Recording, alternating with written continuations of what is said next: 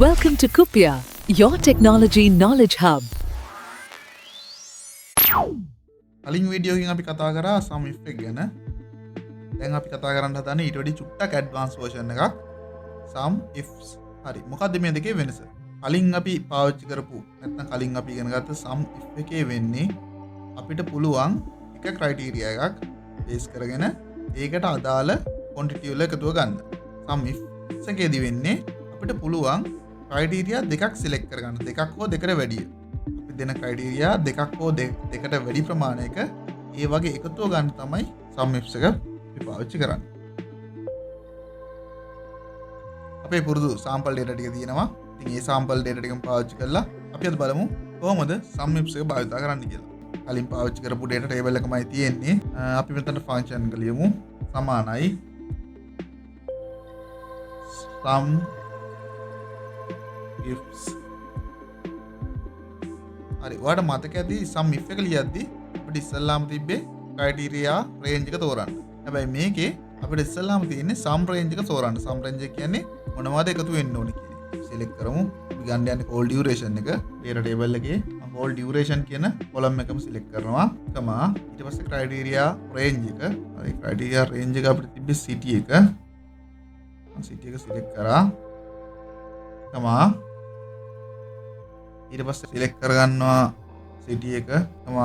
දෙවෙනි criteria range එක. දෙවෙනිට අපි select කරගන්න ඕනේ channel එක.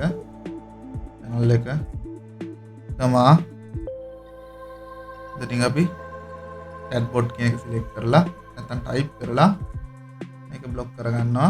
අපි පළලට copy කරගමු formula එක. අන්න අපිට එනවා call duration එක. මෙතනටත් ඒ formula එකම දාලා බලමු.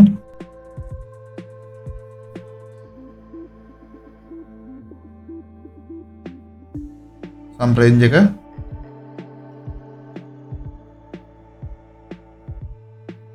criteria range එක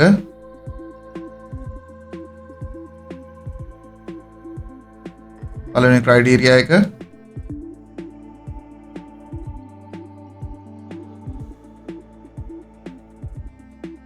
දෙවෙනි criteria range එක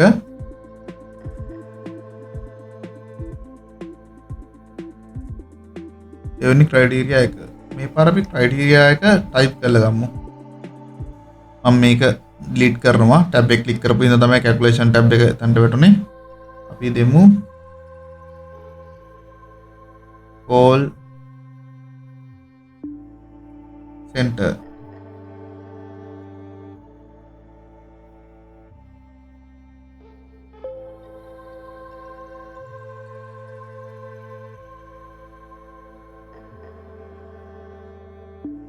formula එක copy වුණා. ඊට පස්සේ අපිට ආයෙ පුළුවන් මේ වගේ formula එකක් මෙහෙම copy කරන්න. copy කරා මෙතනින් තිබ්බා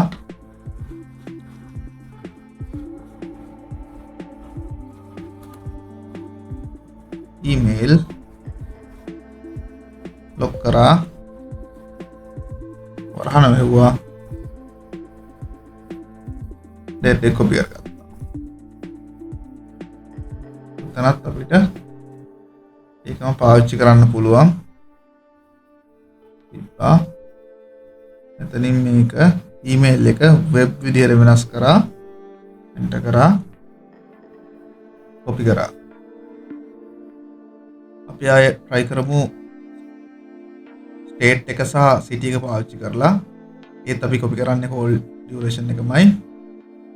අපි ලියමු formula එක සමානයි sum ifs. data table එකට ගියා. sum range එක මොකද්ද? column එක call duration. අපි මේ පාර range එක විතරක් තෝරමු. column එක select කරන්න නැතුව lock කරා range එක. ඊට පස්සේ අපිට තියෙනවා state එක select කරගන්න. පළවෙනි state එක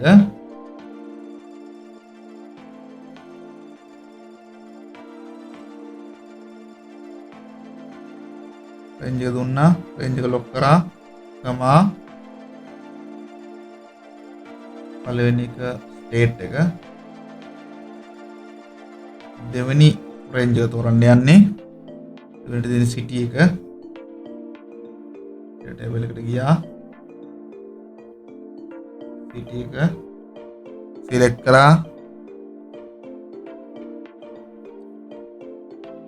රේන්ජ් එක බ්ලොක් කරා.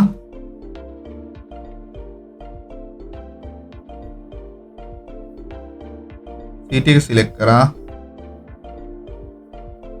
වරහන් හැව්වා.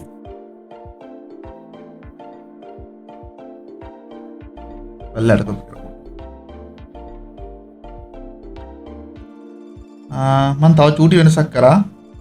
බලමු මෙතන. අර විදිහමයි. සමානයි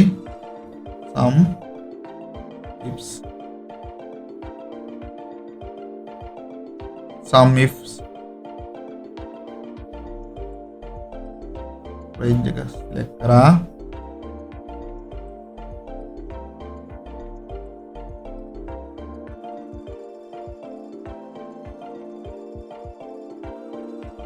channel range එක select කරා. මේ පැත්තේ criteria එක channel එක ඊටසේ criteria range 2 එක city එක select කරා.